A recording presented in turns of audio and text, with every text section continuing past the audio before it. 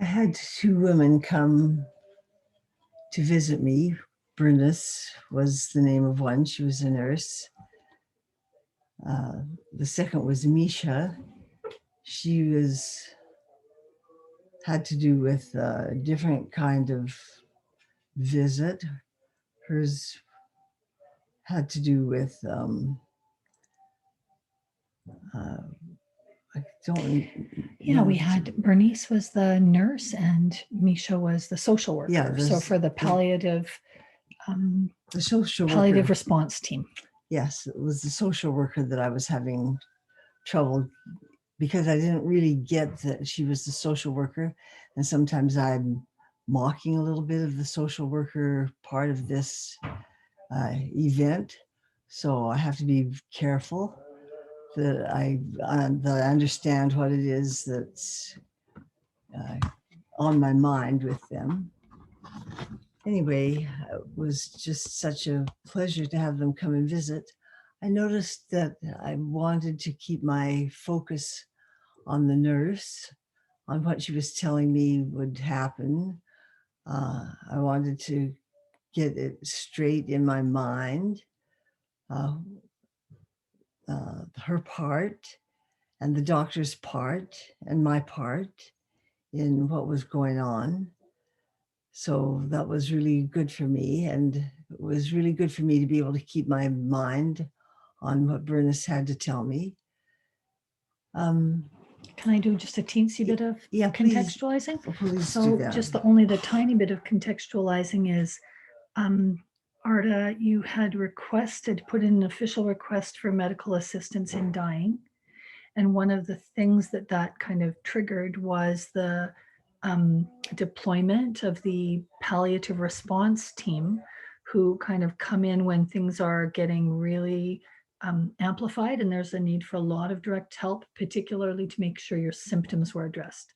So the Palliative Response Team came to really see what could they do to make sure there were no unaddressed symptoms, so that you were completely comfortable in your body and in your mind, in order to kind of now look at that step and make sure everything that could be addressed in your body was addressed, so that there was no decision making coming from just unresolved pain. So the Palliative Response Team was there at 24 hours a day. They are available to us, and so they arrived, and they have a palliative care doctor behind the scenes. So the nurse and the social worker would come in to talk and see what was going on, and then they would phone and consult with the doctor to see if there were any new things. So we had this lovely meeting with Bernice, the nurse, the RN, and Misha, the social worker, and Bonnie and Catherine and Mary and me and you. And they were very careful to stay outside and not to interfere with my decision making. And they were very careful to give me a fulsome response to whatever was going on in my body. And I felt comfortable, and I felt well kind of reflected in the love that they carried, that their team seems to carry, and that I needed not as that I needed that only as one-on-one. And they were very good at making it clear to me that at any time this procedure can be stopped or can be interrupted, or all of those things are available to me. And especially the doctor feels the same way, and is able to give me support that way if I need it, which I don't feel I do, and which I feel like I'm on a very clear trajectory, and I know what it is I want to have happen. And they were very clear to let me know that anything that I want done can be done as far as stopping this procedure or as moving it forward, even more forward than I might, or than others might think, like that I could, like could even make things go faster than slower. So that was really good for me. And occasionally they would leave the house or go consult, or sometimes I think they might have even called to go to their office, so that I knew that they were they were there to let this uh, to let my own body respond to this. At any rate, I did see them go outside, and I thought they were leaving, and they were in uh, very they were talking to each other, and they seemed very not so much animated as they seemed to be very careful, really caring what was going on, really caring what I was thinking.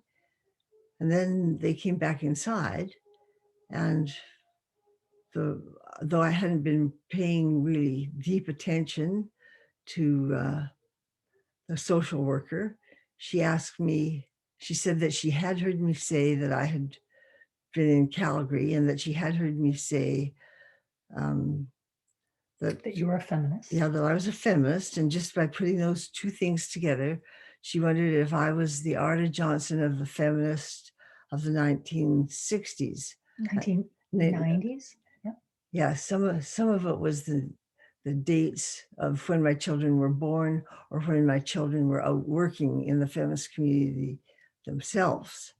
So I would listen to that, and I would think how, since I think of myself as not being, as being very peripheral to that community, I would kind of wonder what she was thinking of, especially the person who was just not that involved in community response, and especially since she said that she had lived in that time, in the time of the when activism was happening in the not was happening provincially, and for me it was happening not provincially, but it was happening in the now in municipality. Yeah, in the municipality, and I had been wanting so badly to have my whole religious community more involved in the activism that was going on. So that part of me, I've never been able to kind of get.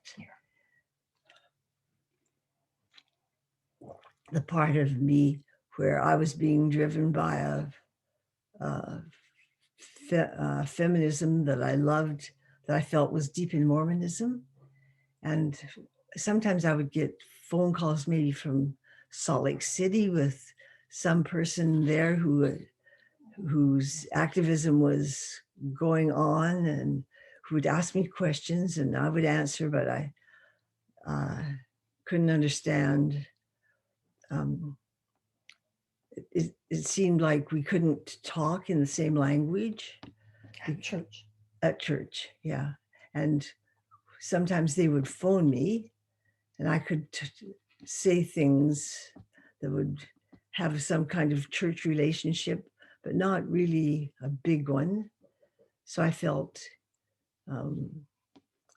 set apart from that religious community that I loved, but still I kept myself as connected to it as possible, and as lovingly as I could, and hoping that they could understand from their point of view my language, my kind of Alberta Mormon language, as opposed to a different kind of language that they had in mind.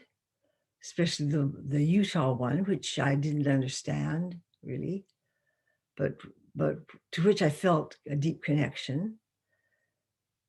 So to go backwards maybe, or to go forwards in feeling, trying to express to you my feeling of love toward those women. That's about as far as I can go there. Could I throw a few things in, just if we Yeah, were trying to summarize what please had do. happened? Just sort of, because we've been talking a lot about that meeting with the social worker and the nurse, because part of what happened was Yeah.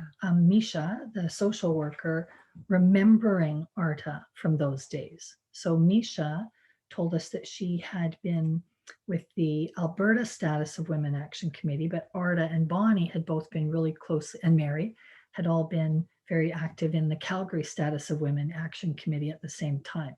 So Misha told us that as part of an internship during her master's, she had been asked to open a satellite office of the Alberta branch in Calgary. So she was in Calgary working on the provincial organizing, with the women who were in Calgary working on the organizing at a municipal level. But they were all working on things like Take Back the Night marches, women's safety, women's choice. Misha told us she had been working with a group of lay women who were working with medical professionals as well to create training for doctors so they could do a better job of informed consent around pelvic exams and women's sexual and reproductive health.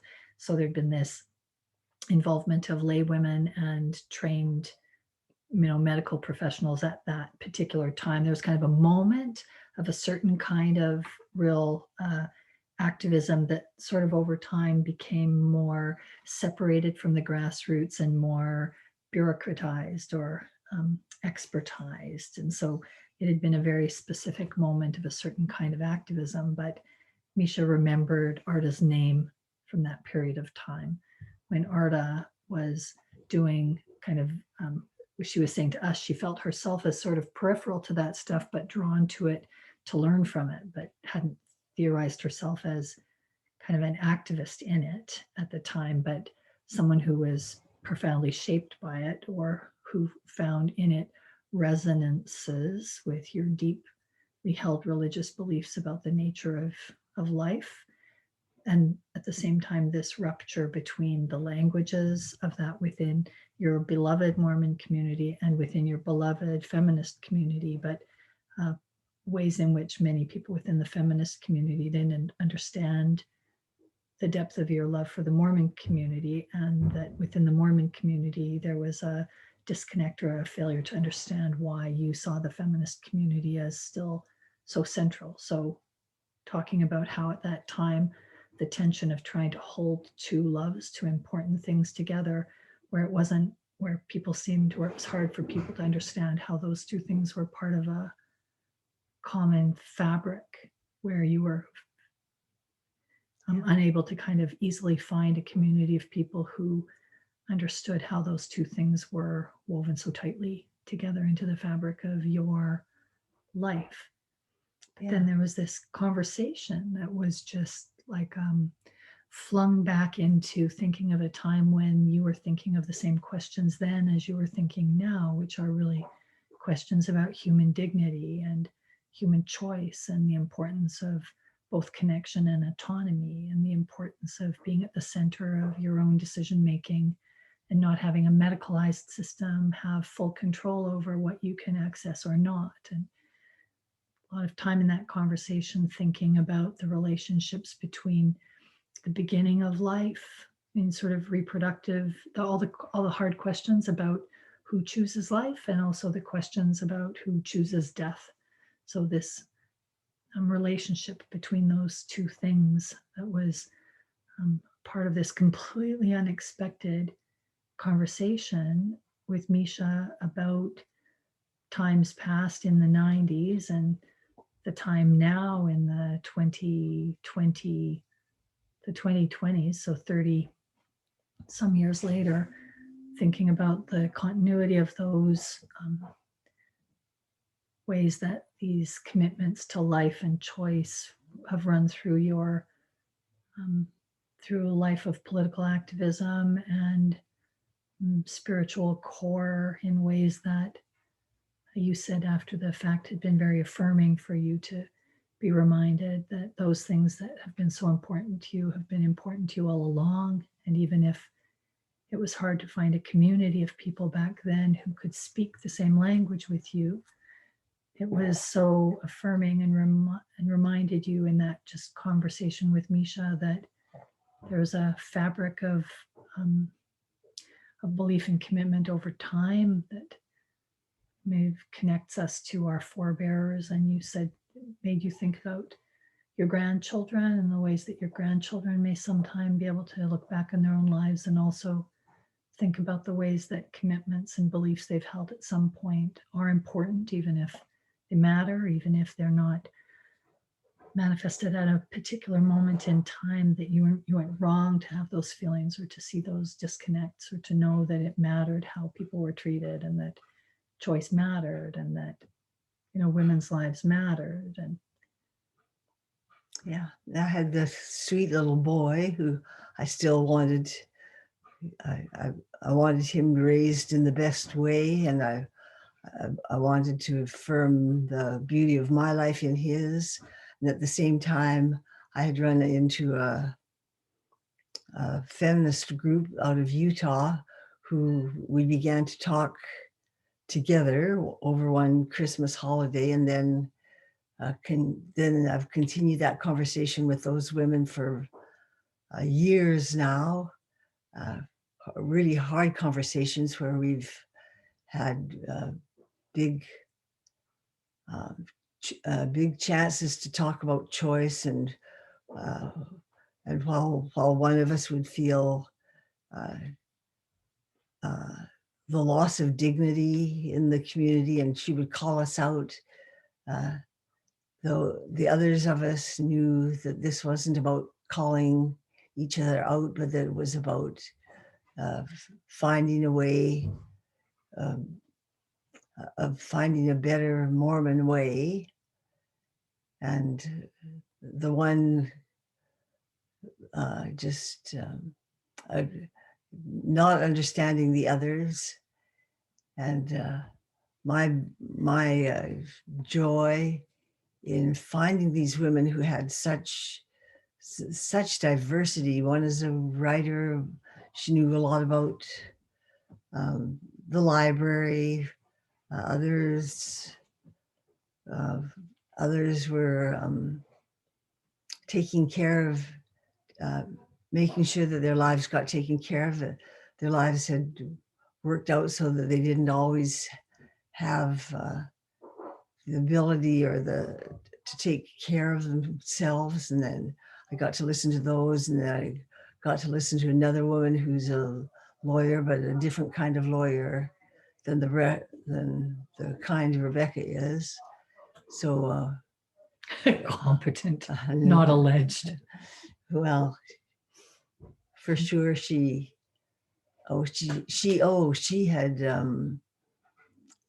had found her way into the feminist community, and they had discovered a way to send milk and food to people in Russia, and like their activism moved right into a different kind of beauty than I got to see both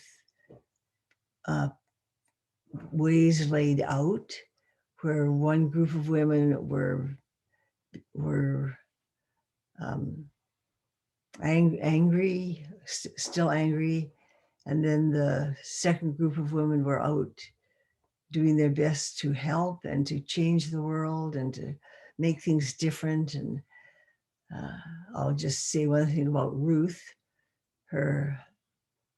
She was going, a man had fallen in love with her, and whatever happened to her, she was going to live her life making sure that Jean, uh,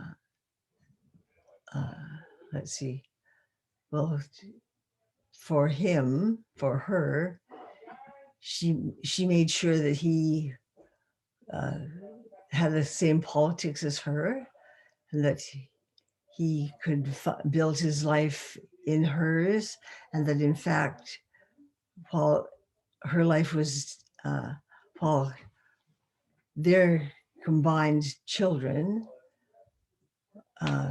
became an act of helping each other through the difficult times of homo and heterosexuality, just to watch that could happen, or that he could come out of a different kind of life where he was interested in um, well, he had he was doing stuff with computing science, and how far apart can computing science be from his love there, and then her love of indigenous law. Oh yeah, it's totally impossible to imagine someone in law and someone in computing science ending up with each other. You're funny. But it was unimaginable. And always I felt like I was standing on the corner watching these things happen in a way that just well, my friend Arlene, how can I have just broken into this wonderful friendship with this woman who once was with others who had to take their bodies and chain them to the walls of the temple, hoping to find some kind of relief there from the places that they had grown up. So, I wish I could talk in more than metaphors. I wish I had this story all written out. The story I wrote out is somewhat different. See, lately I've been thinking about it as having formed, one part of it had formed the legs and the arms of my own resistance. And then that's not the right way to frame that, because what is it that we are raised with, except that the stories I now get to read as I talk about my feminisms. I used to think it was that I was a long way away from the church, but then I figured out, oh, it wasn't very many years ago. Just somebody's coming on in. Come on in, Mary. Come in and listen. We're just recording. Oh, dinner's ready. Okay, I'll be there for dinner. I can tell you what I asked for. I don't know what's going to be provided. I was hoping there'd be a little bit of rice and that there'd be some ribs of all things. So I'll have to chew for a long time on the ribs. And so are we going to continue with questions about how close or far you were from the church, or should we just like leave it as a teaser trailer for the next video? I think anybody who wishes should ask, because I'd be thrilled to tell more. All you have to do is ask. And it shall be given? Yeah, I'll ask and I will tell you as much as I know. I wish I'd got more into the grandmother blogging, but then I think that's not quite as important right now as the other questions that are going to be asked. So ask away, Katie and Thomas and Rebecca and all of the and kids. Megan and Kaylee. Yeah, all the kids who feel Shiloh and Duncan and Alex and David. Every question, and Xavier. Like today, and your friends, Naomi. and your friends' friends, and cousin Ben, and bring everybody into the conversation. And Trell told me to say hello to Frank, which is of course what I want to do. So, but right now I'm so interested in the rice and the ribs, I'm gonna sign off and say goodbye.